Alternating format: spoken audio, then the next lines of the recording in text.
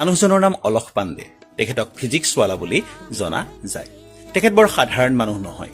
তেখেত এজন শিক্ষক আৰু শিক্ষক হোৱাৰ উপৰিও তেওঁ সমাজ সেৱাৰ জৰিয়তে গোটেই ভাৰতবৰ্ষতে জিলিকি উঠিবলৈ সক্ষম হৈছে। শেহতীয়াকৈ অসমত যি বানপানী হৈছিল, এই বানপানীৰ সময়ত অলখ পাণ্ডে কেৱল টকা পইচাৰ সহায় আগনবঢ়াই নিজেও ফিজিকেলি অসমত উপস্থিত থাকি অসমৰ ৰাইজৰ সেৱাৰ বাবে তেখেতে যথেষ্ট কাম কাজ কৰি গৈছে।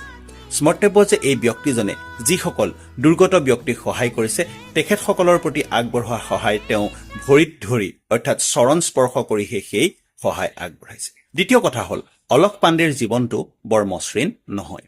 তেওঁ শৈশৱকালটো টকা পইচাৰ অভাৱৰ মাজতেই পাৰ হৈছিল আৰু তেখেতে টিউশ্যন ক্লাছৰ জৰিয়তে নিজৰ পঢ়াৰ খৰচ উলিয়াইছিল আৰু লগতে নিজৰ পৰিয়ালটোকো কিছু পৰিমাণে সকাহ দিবলৈ চেষ্টা কৰিছিল। এই অলখ পাণ্ডে এতিয়া প্ৰায় 14,500 কোটিমান টকাৰ গৰাকী আৰু তাৰ পিছতো তেখেতে পূৰ্বৰ যি সেই দুখৰ জীৱন, সেই দুখৰ জীৱনৰ কথা পাহৰি যোৱা নাই আৰু সেইবাবে অলখ পাণ্ডে ভাৰতবৰ্ষৰ যিসকল বিখ্যাত শিক্ষক আছে, সেই শিক্ষকসকলৰ ভিতৰত জিলিকি থকা এজন ব্যক্তিত পৰিণত হৈছে। আমি দেখা পাইছিলোঁ অসমত যেতিয়া ফিজিক্সৱালা অৰ্থাৎ অলখ পাণ্ডে ডাঙৰীয়াই সেৱা আগবঢ়াবলৈ আহিছিল, সেই সময়ত তেওঁ অসমৰ গাঁৱে ভূঞে চহৰে নগৰে তেওঁ ঘূৰি ফুৰিছিল আৰু কেৱল ঘূৰি ফুৰাই নহয়, সেইসকল ব্যক্তিৰ ওচৰত গৈ তেওঁ এষাৰ সহানুভূতিৰে সৈতে মাত দিছিল, যিসকল ব্যক্তিয়ে কাৰোবাৰ সহায়ৰ বাবে অপেক্ষা কৰি আছিল। এই অলখ পাণ্ডে ডাঙৰীয়াই অসমৰ কাৰণে ইমানেই বেছি সেৱা খুব কম সময়ৰ ভিতৰত আগবঢ়ালে যে তেখেতক হয়তো অসমৰ ৰাইজে কোনোদিনেই পাহৰি যাব নোৱাৰিব। মানুহ কেতিয়াও ভগৱান হ'ব নোৱাৰে, এইটো ঠিক কথা, কিন্তু কেতিয়াবা মানুহে ভগৱানৰ দৰে কাম কৰিব পাৰে, যিবিলাক কামৰ জৰিয়তে মানুহ এজন বা পুৰুষ এজন মহাপুৰুষৰ শাৰীলৈ উন্নীত হ'ব পাৰে।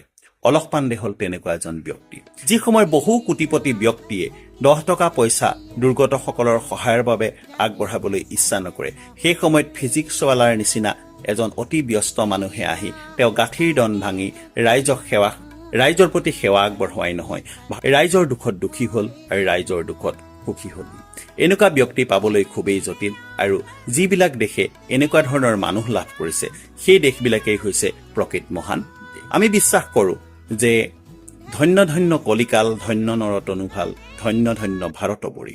ভাৰতবৰ্ষক ধন্য কৰিবৰ কাৰণে এনেকুৱা মানুহবিলাকৰ জন্ম হৈছে।